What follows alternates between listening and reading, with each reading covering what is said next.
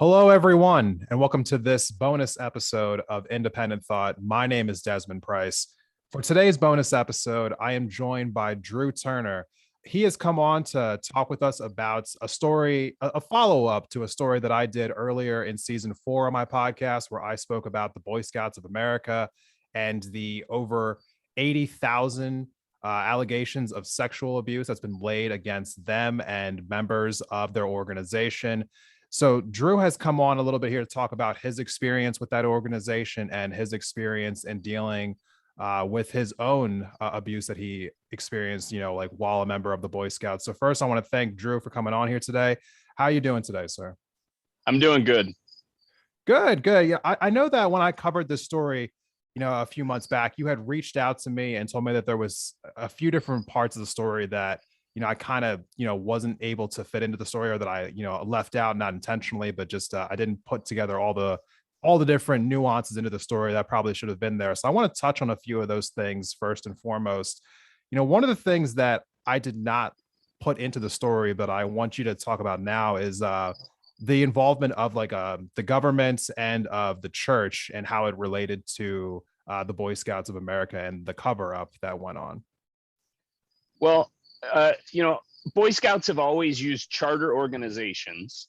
A lot of people are not really completely familiar, but one of the largest sponsors for the Boy Scouts of America of their troops to basically provide space for meetings, to provide leadership in many of the troops is the Mormon Church, the Methodist Church, the Baptist Church, and not a single church. These are on the large scale, the national church organizations like the LDS Church is one of the, or up until 2020, were one of the largest, if not the largest, charter organizations for the Boy Scouts of America. And they also provided a lot of troops with their leadership. But then in 2020, as my understanding, as things changed with allowing girls, LGBTQ into the Boy Scout community, the Mormon Church decided they were no longer going to charter. On top of which, they may have really understood that this child abuse, child assault lawsuits were coming down the pipe, and they kind of have realized. But also another one of the charter organizations, it's a little different though, is the U.S. government, and more specifically military bases provide space for a lot of Boy Scout troops, but they're not actual charter organizations directly. They just provide space for the troops to meet. Right. And so one of the things that I came across when I was looking at a documentary called The Church in the Fourth Estate was that there were several churches that in fact also had heard about these allegations, but they also did not report them to the police after they heard about the allegations, so on and so forth. Were you actually familiar with those stories as well? Not so much. My time in the Boy Scouts was 34 years ago.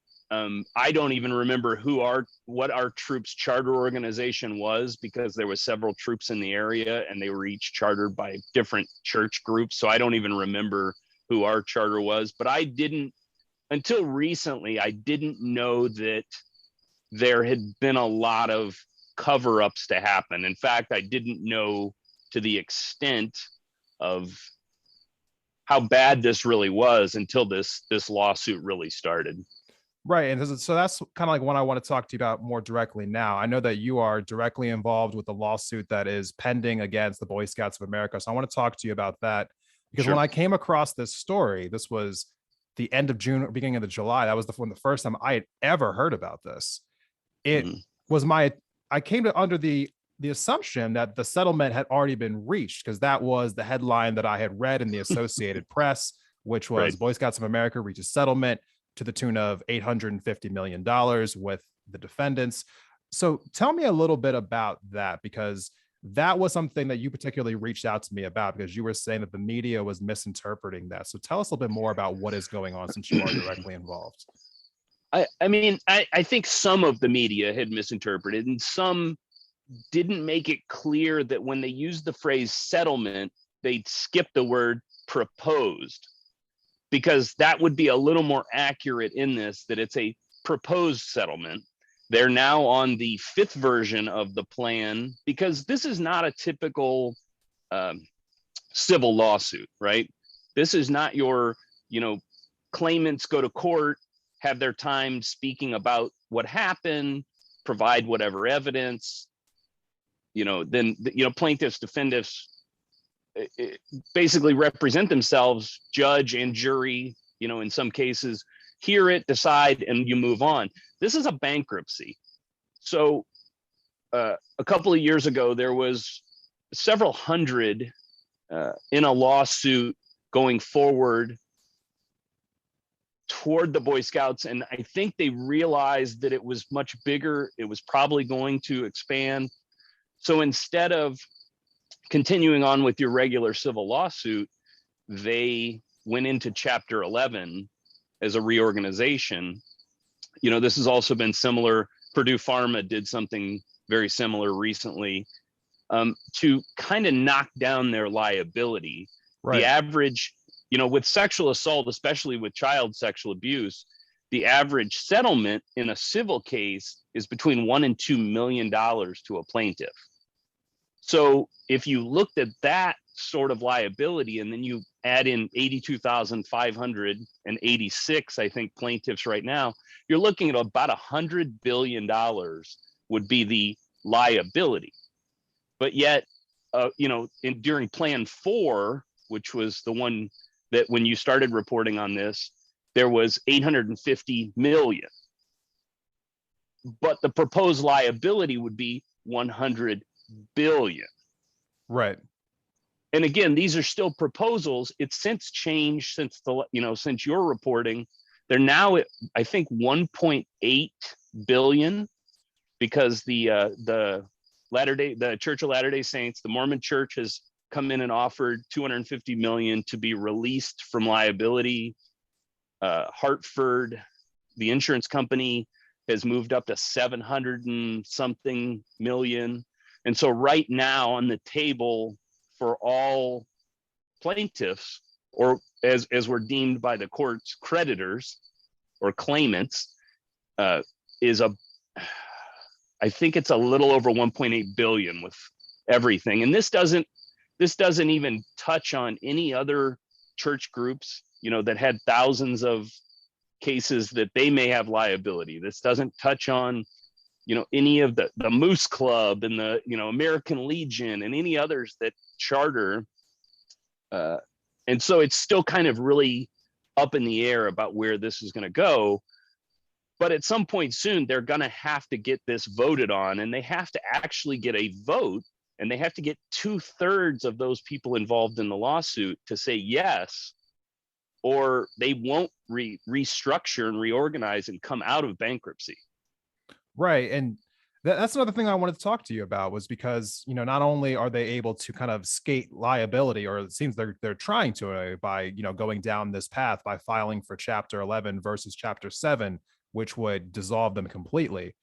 Now, on top of that fact, I remember you also mentioning that this was kind of a unique situation where, because, claimants really can't even really speak to the judge, and that some of the letters that were being sent had been redacted. Could you tell me a little bit more about that? So, in a typical civil case, you're going to have your time as a plaintiff, to basically explain what happened. In a bankruptcy, you don't have that. The only people that are speaking in these hearings are the lawyers. And there's a lot of them, because it's not like one group of lawyers for 82,000 claimants. There's probably hundreds of lawyers involved. And then you've got the lawyers for Boy Scouts. And then you've got, and so that's the only people that speak to the judge. And so some months ago, a suggestion was made to the claimants as a whole that we should probably at least, write a letter to the judge, put our claim number on there so she knows, that Judge Silver, who is the judge, knows who these are from. And we basically had to relive our experiences in writing. And at least for me, up until this year, I'd never even told anybody about it happening. Right. And that's exactly where I wanted to go with this next, because I was, because speaking about the settlement and the process, I think it's also important that we talk about your particular experience with the Boy Scouts. Now, you are one of the over 80,000 plus people who are involved in this lawsuit. Would you be willing to just tell us what was your experience with the Boy Scouts of America? Just what exactly happened? Well, I'll give kind of a brief overview. I started as a Cub Scout in elementary school, was with that for a few years, and then my family moved outside the US due to my father's work.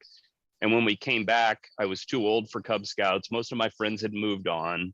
And at first I wasn't ready because I didn't have any friends in the troop, at the local troop. And we lived in a small town in Iowa at the time. But eventually I decided, I think I was probably in 7th grade when I decided I was going to go back into Boy Scouts, but I didn't make the move back into Boy Scouts until 8th grade. I joined kind of late in the school year of 8th grade, 1987. And I wasn't in very long. I wound up making it to a few of the troop meetings. Then there was basically a camp out. Well, it wasn't a jamboree because that would be one of the big group meetings with the mini Boy Scout troops, but there was several Boy Scout troops. We were over at a Boy Scout campground called Camp Loud Thunder in Illinois, just across the river from where I lived. And the second night we were there, I wound up being assaulted by a troop leader. Wasn't my troop leader. I don't know who he was. To this day, I don't know his name. I can still sort of picture his face because I saw him for several days after. But I had just gotten out of, where I was sleeping to go to the bathroom in the middle of the night, and was just an innocent, naive, middle schooler, was barely a teenager. And, things happen. It was to a point, that I can openly say I was raped. My life was threatened if I said anything to anyone. And so for 30 something years, I said nothing. I didn't want to, the biggest thing is I didn't want to make my parents feel like they played any role in this. I didn't want, I just decided it was easier to bury it and hide it. Yeah. I mean, not only is that a traumatic thing to deal with, but, I got to imagine that back in those times in the 1980s, it was probably could be a very humiliating thing, especially for a young child to talk about. I mean, did you tell anyone about what happened? There's many times that I wanted to. When it happened, the person that did this to me, threatened me, threatened my life, told me nobody would believe me if I said anything, told me, and this is 1987, told me that if I did say anything, everybody would think I was gay, and said it in a very derogatory way. And in the late 80s, to a young kid in the Midwest, you tell somebody, oh, well, people are going to think you're gay. And you don't know what to think like that. You don't want to, it shouldn't be a humiliating thing to feel. But, after you've been sexually assaulted, you don't even know at that point, again, this is, it's very confusing. You're at this point, you're still trying to figure out your sexual identity at that age. And it becomes very confusing and very upsetting, at least for me, because I didn't know. I didn't know what else to do. And I definitely knew that I couldn't make that, I couldn't allow that to be what people hear about me. it was just the easiest thing was just to hide it. So when was the first time that you felt comfortable enough telling someone what happened?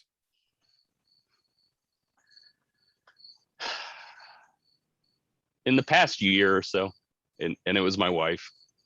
You know, for a while I'd sat and gone back and forth on if I was going to be part of this lawsuit. I'd read enough about it when it was first being proposed out publicly that I had to kind of go. It was tough because I had to say, okay, well, is this going to be something that I can talk about publicly? What kind of damage is this going to cause to my mental health? Which, I already struggle with mental health issues that I was public about long before due to military service and dealing with PTSD, but I'd never really addressed the mental health pains that came with this sexual assault as a kid. And so it took me several weeks to really say, okay, yeah, I think this is going to be my one chance to say something, because that's basically how this lawsuit is proposed, is this is our only chance. This is, and so you had a lot of people come out of nowhere because we basically had no other chance to ever address this issue. And at least for me, it was one of those things that I just had to I had to say something. So, yeah, I mean, I couldn't imagine being in your particular, place, having to, hide something like that for so long. I know that can probably be a tremendous weight, and not only on you, but on so many other people in the country who have had to carry around this weight, whether it's been for decades or if it's even people who have had this happen to them even more recently. I was seeing reports when I was doing this episode that this was happening even just a few years ago to some people. I think particularly I saw a story reference out of the state of Maryland, which, again, if you haven't heard that episode, please go check that out. But one of the things that I could not get over was the fact that the Boy Scouts seem to largely be skating underneath the radar in comparison to the story that is being leveled against them.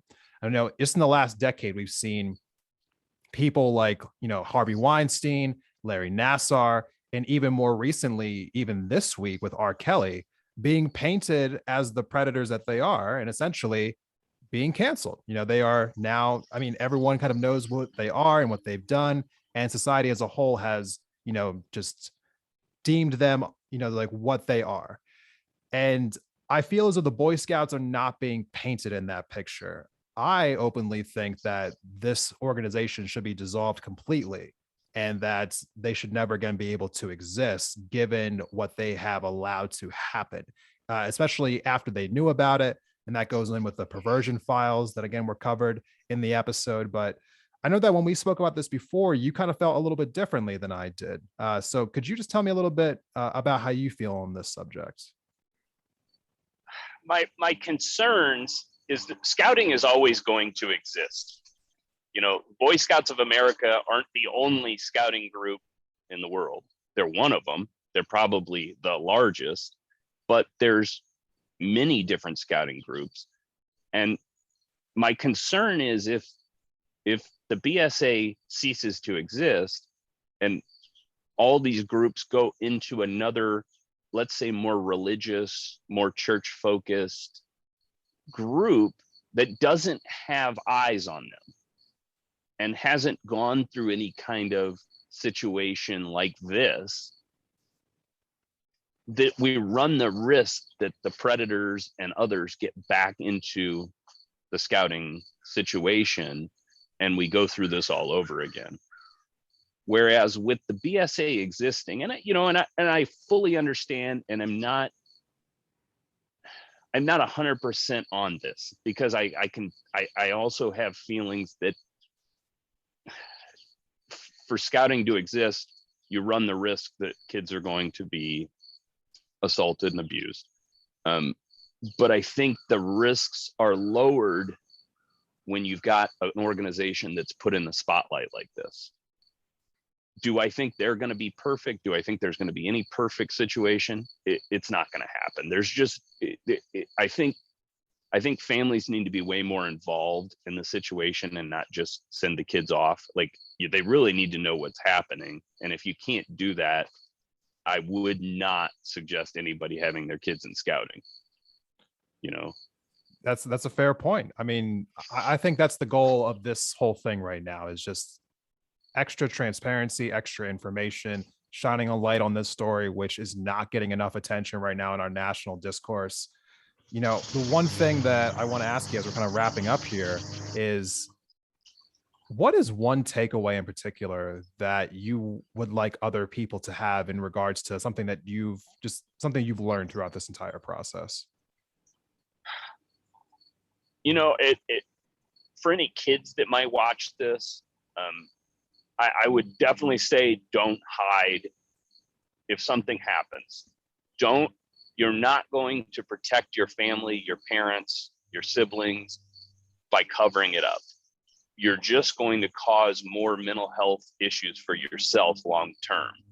It's much easier to make sure somebody knows something happened. The same thing for the parents, of kids in any type of youth group, not just scouting, but any type of youth group, is be very involved in your kids' lives in this. Because if you're going to send them off to a group where they could be abused, and I hate to say it, it can happen in most any situation where, there's youth groups. You're going to run the risk that there's predators out there. Try to be as involved and make sure your kids are as comfortable as they can be in talking to you. Don't push them away no matter what they need to tell you. Absolutely. And, I guess to kind of like wrapping this up a little bit, you had mentioned that there are some organizations out there who very much deal with child abuse, and you wanted to take a moment to kind of like talk about them. Could you tell us about the organization in mind that you were referring to? I think one of the best, if you want to learn more about, child abuse statistics, how to talk to your kids about it, how to address your parents about it, there's an organization here in the U.S. called Child USA. I think it's childusa.org, but I don't remember exactly the web address on that. But Child USA is the organization, and they're really one of the best at really learning how these things happen and to better understand them, but to also make sure that they have ways for parents and kids to address situations like that. Absolutely. And for those who are interested, the link to that organization will be in the description. Drew, thank you so much for coming on today and speaking with us. Do you want to leave a place where people can reach out to you if they want to, online maybe?